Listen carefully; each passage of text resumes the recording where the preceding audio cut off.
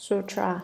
Ananda said, I recognize that the seeing nature does not return to anything, but how can I come to know that it is my true nature?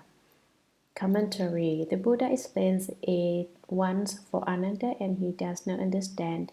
He explains it twice and he still doesn't understand. He explains it 3 times, 4 times, or 5 times, 6 times, and still he does not understand. He still has not recognized his true mind clearly. Now Ananda has another doubt. Ananda said, I recognize that the same nature does not return to anything. The word recognize reveals Ananda's doubt. In fact, he says he knows that the same nature does not return to anything, as the Buddha has just explained, but in fact he doesn't know what it is ultimately all about. Within his knowing that the same nature does not return, a doubt has already arisen, a doubt which resides in and is produced from the so-called knowing. But how can I come to know that it is my true nature? Now he makes it even clearer. I know it does not return, but for it not to return is one thing. How do I know it is my true nature? If he had no doubts, if he really recognized it, how could he fail to know it is his true nature? He knows the doctrine of being unable to give the seeing nature to anyone, but he still does not know that the seeing nature is truly the nature of his mind. After all that the Buddha has explained, Ananda still doesn't have a mind. It is still lost because he still doesn't recognize it and still doesn't know he has it. I believe that at this point in the sutra, Ananda was at a total loss. Sutra, the Buddha told Ananda, now I have a question for you. At this point, you have not yet attained the purity of no outflows. Blessed by the Buddha's spiritual strength, you are able to see into the first dhyana heavens without any obstruction, just as Aniruddha looks at Jambudvipa with such clarity as his might, an amala fruit in the palm of his hand. Commentary. The Buddha says that Ananda is simply too pitiful because he puts all his effort into literary learning. He asks questions repeatedly and he doesn't understand after repeated explanations. One complication after another arises. As it is said, branches spring from the joints. There aren't any branches, but Ananda wants to produce leaves by making branches spring from the joints. Since Ananda was so pitiful, the Buddha taught him using the spirit derived from the great kindness where there are no affinities, and the great compassion where the substance is the same. You should be most compassionate towards whoever has the least affinities with you. That is what is meant by the great kindness where there are no affinities. If they have no connections with you, if they don't get along with you, you should have a compassionate attitude toward them. I have told you that one person is all people. All people are just one person. One is all is one. That is what is meant by great compassion, where the substance is the same. For example, I consider your difficulties as I would my own. No matter what, I think of a way to alleviate your difficulties. Thus, I often see some of my disciples smoking cigarettes, and I hope that they will put a stop to their smoking. If you stop smoking, you can breathe the same air as the Buddha. If you don't stop, then the clouds you breathe in and the fog you breathe out will keep the light of the Buddha from reaching you. The bad habit of smoking is painful suffering, and it is conduct which is not in accord with Dharma. If my disciples who truly want to study Buddhism don't quickly put a stop to it, I will consider it something that I myself have done. Why? I base myself on the Buddha spirit of great compassion where the substance is the same. So I hope that no one will have forms. I hope that everyone will be a perfect person. When any one of you who is not a completely good person, I will feel that I myself am not a good person because I am just like you. Therefore, since I want to be a good person, I have to think of a way to cause you to be a good person too. That is what is meant by the great compassion, where the substance is the same. If everyone had this attitude nowadays, there wouldn't be any wars or fighting in the world, no arguments, nothing at all. The Buddha told Ananda, "Now I have a question for you. At this point, you have not yet attained the purity of no outflows. You have not attained the fourth fruition of Ahaship. You have merely accomplished the first fruition, which does not reach the purity of no outflows. The purity of no outflows is the purest of purity. Nothing is divided about it. It's easy to talk about, but it's a very difficult state to reach. In that state, there are no outflows from the eyes, ears, nose, tongue, body, and mind. When your eyes see things and you run outside, that is an outflow. If your ears hear something and you cannot apply the skill of returning the hearing, but instead run outside and listen, that is an outflow also. Your nose smells scents, your tongue tastes flavors, your body comes in contact with the objects, your mind climbs on dharmas. These are all classed as outflows. I've explained before that it is like a glass bottle with a hole in the bottom. It leaks when water is poured into it. If you people don't cultivate and don't attain the state of no outflows, each of you is like a leaking bottle. You flow constantly from the heavens to the realm of people. From the human realm, you flow into the animal realm, and from being an animal, you flow into a hungry ghost and into the house. You go with the flow back and forth without knowing where you are flowing to. It depends on what kind of karma you have created. Blessed by the Buddha's spiritual strength, you are able to see to the first dhyana heavens without any obstruction. Although Ananda hasn't attained the purity of no outflows, he can borrow the Buddha's strength in order to see the realm of the first dhyana heavens. Ananda had already opened the Buddha's wisdom eye, but he still couldn't see the first dhyana heavens. When it comes to opening eyes, there are 1,000 levels and distinctions. It isn't just a simple matter of opening eyes and being able to see things as it is with ordinary eyes. Some people can see for 3 miles, some for 7 miles, some for 10, some for 30, or 300 or 3,000. At the very most, one can see 80,000 miles and can contemplate things that occur within 80,000 great compass. It's not the case that as soon as your eyes open, you can see everything. Only by relying on the strength of the Buddha's spiritual penetrations was Ananda able to see the first dhyana heavens clearly and in all purity without obstruction, just as the Aniruddha looks at Jambudvipa with such clarity.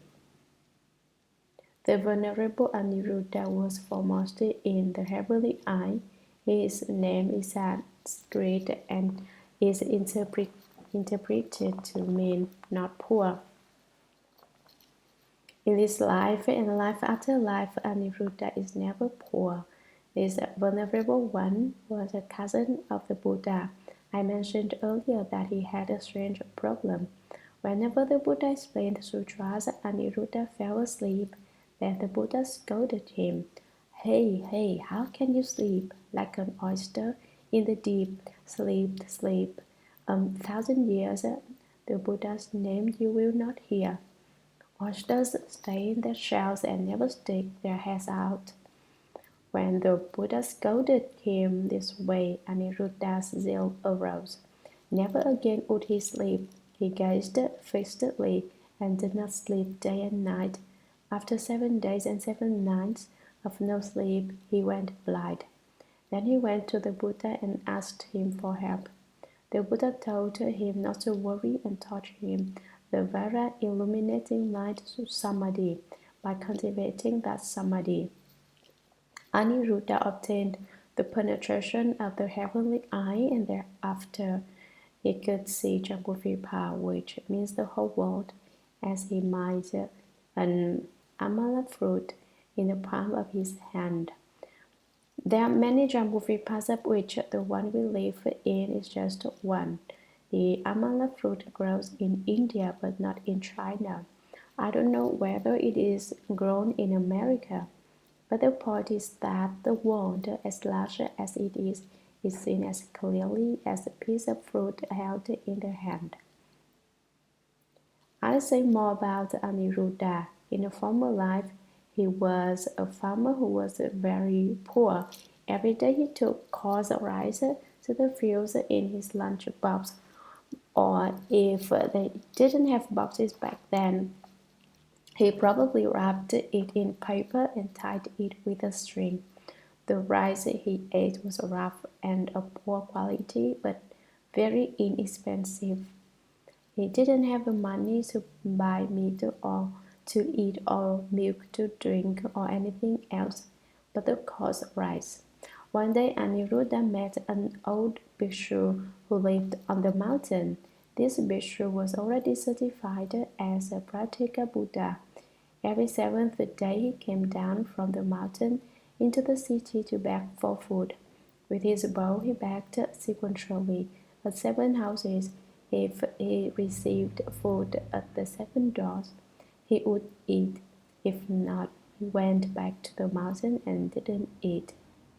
On that particular day, famine had struck the area and no one had anything to eat. Food was terribly expensive. The Pratyeka Buddha came down the mountain and begged at 7 houses, and no one had anything to give him. According to his vow, after 7 houses, he turned around and started back with an empty bowl.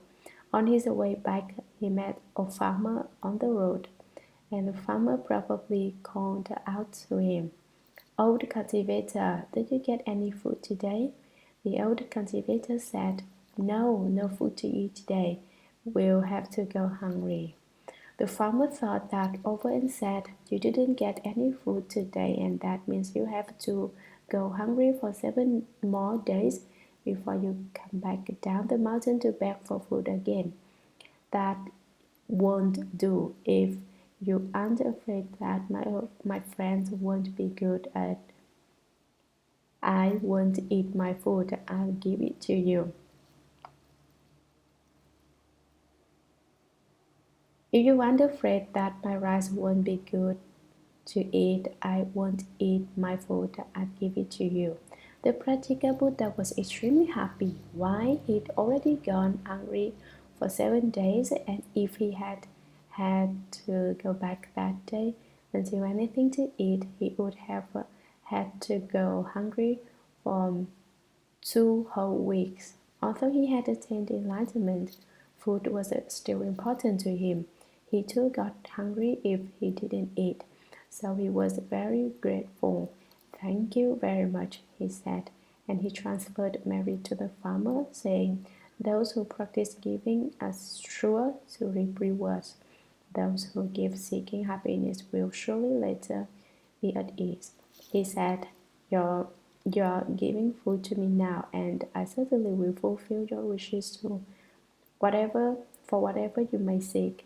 If you want happiness and you make an offering, you will certainly be at peace afterward. You will have that kind of reward.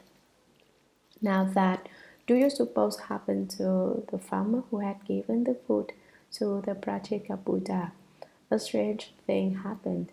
If I tell you, you won't believe it. I also find it unbelievable, but Shakyamuni Buddha explained it this way in the sutra, and there is no reason not to believe it.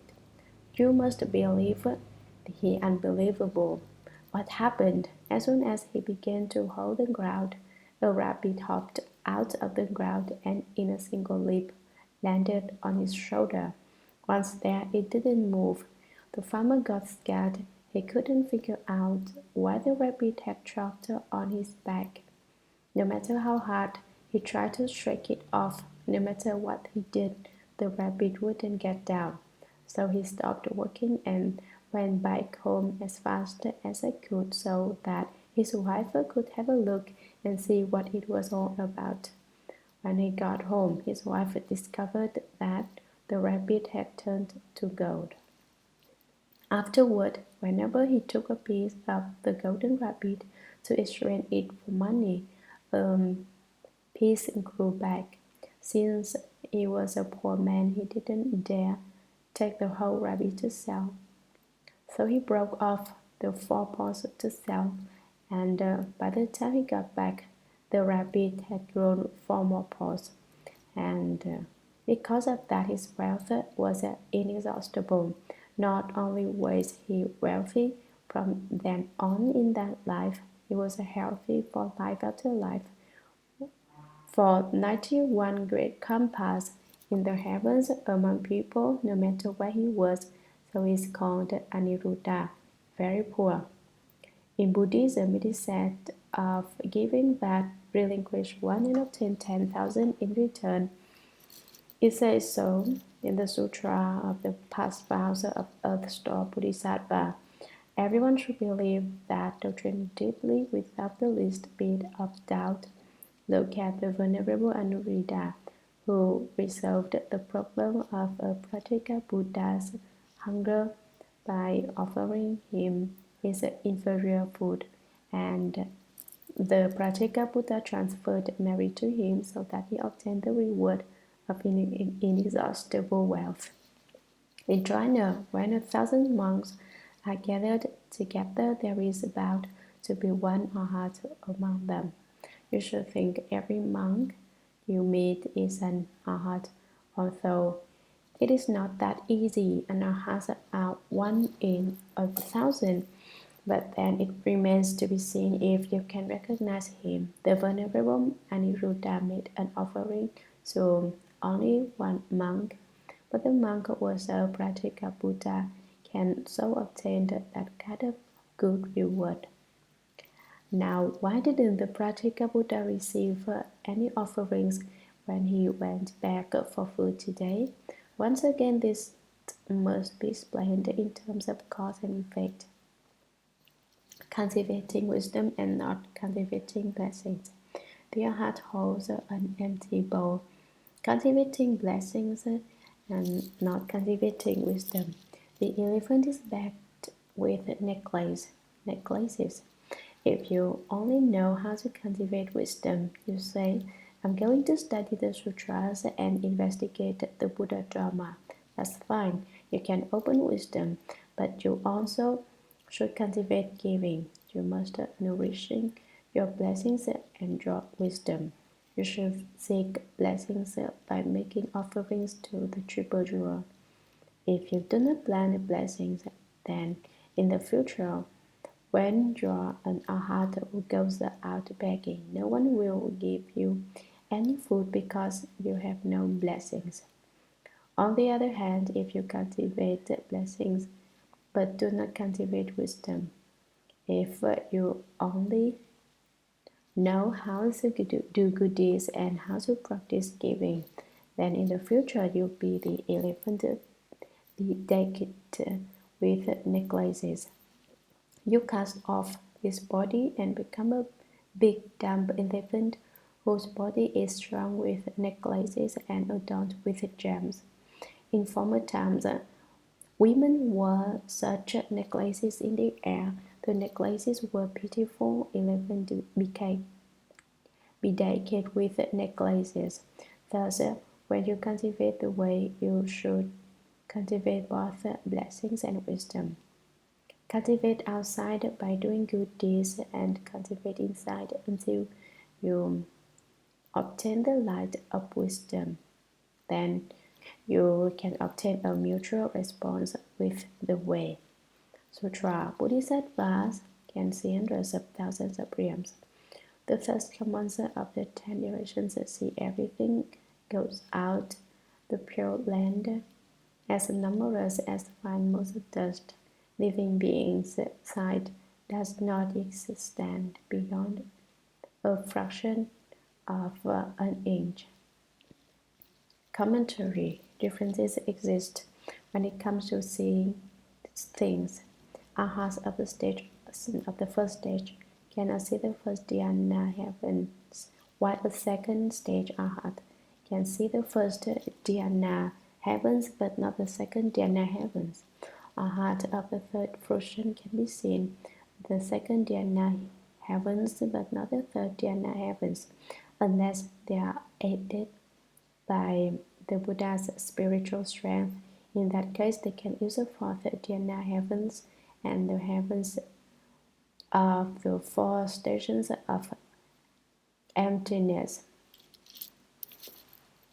Bodhisattvas, the great beings, are different. Bodhisattvas can see hundreds of thousands of realms. The Bodhisattva of the first crowd can see 100 worlds. The Bodhisattva of the second crowd 1,000 worlds, and the Bodhisattva of the third crowd 10,000 worlds. What is seen at each position of engagement is different.